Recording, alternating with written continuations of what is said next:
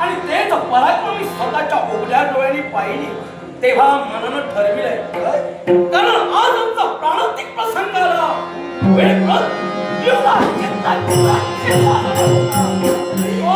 थोडीच मिळाला, पण खरं जीवदान पुन्हा म्हणून मिळालं तर तुमच्यामुळे नाही. खरी कृपा परमेश्वराची.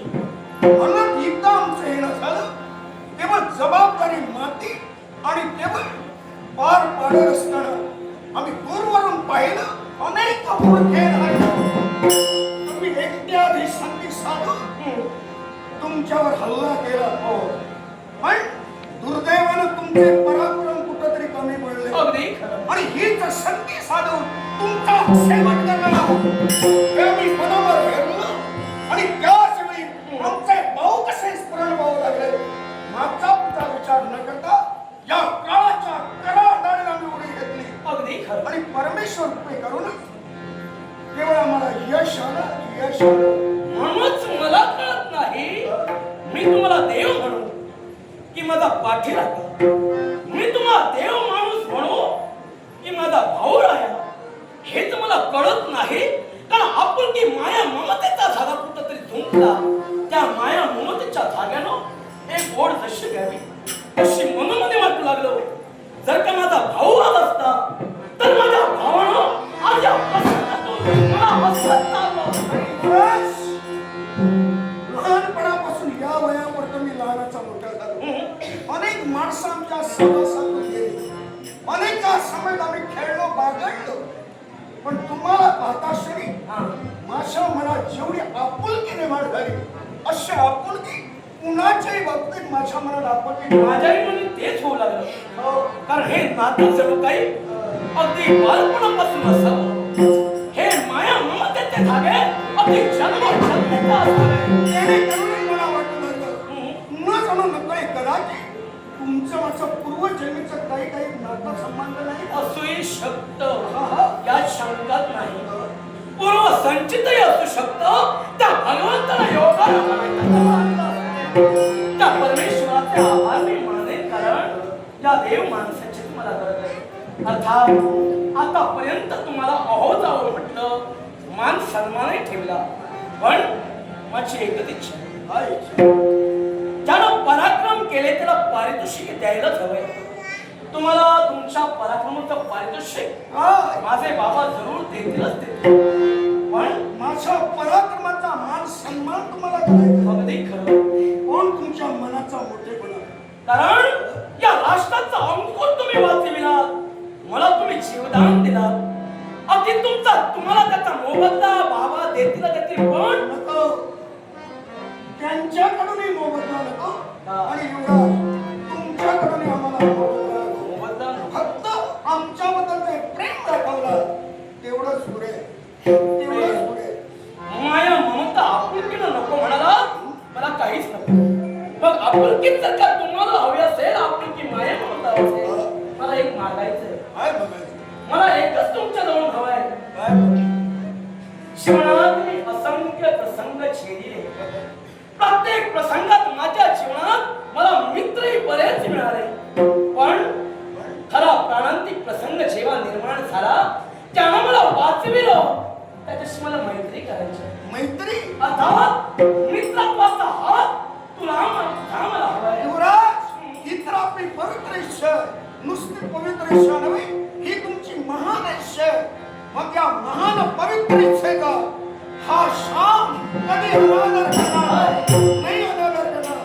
केवळ या निसर्गाच्या साक्षीनं, केवळ मित्रत्वाच्या नात्यानं मी तुमच्या हाती मित्राचा देऊ शकतोय आणि भरवशाच्या शब्दाला सांगतोय, अखंड आयुष्यावर सावली रूपानं तुमच्या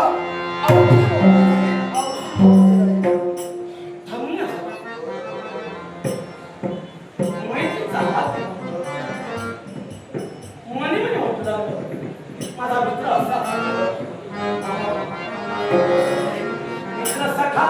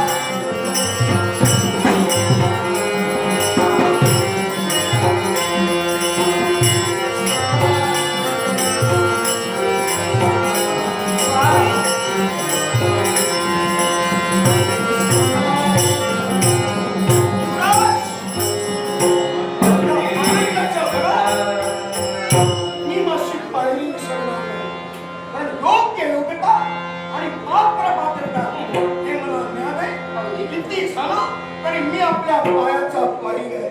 पायाचा पायी. तुझी योग्यता तुझी योग्यता तरी विसरला नसेल. मैत्रीचा शब्द मी माझ्या हाती घेतला था. तो शब्द तू मला दिलायस. शिवणाच्या अंतापर्यंत आपल्या मैत्रीत मी खंड कधी पाडलेला नाही. हे माझे तुला शब्द आहे. मी समाधानी झालो. यावेळी आम्हाला निरोप असावा. निरोप जरूर देईन, पण केव्हा? घडलेला वृत्तांत माझ्या बाबांना कळायला हवंय.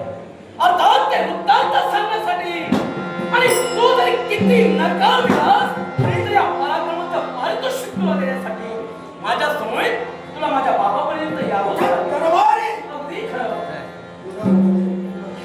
दरबार म्हणतात क्षणी आमचं मन हादरलं. मित्रा, हृदय कसं धडधड होऊ लागलं. कारण दरबारी येण्याची कदाचित आमची पहिलीच वेळ असेल. दरबारातील वातावरण आम्हाला ज्ञात नाही. तिथं मानाचे मानकरी, पदाचे पदाधिकारी, शिवाय ज्यांच्या नावाची ख्याती किती जास्त आहे असे तुमचे बाबा तिथं उपस्थित असेल.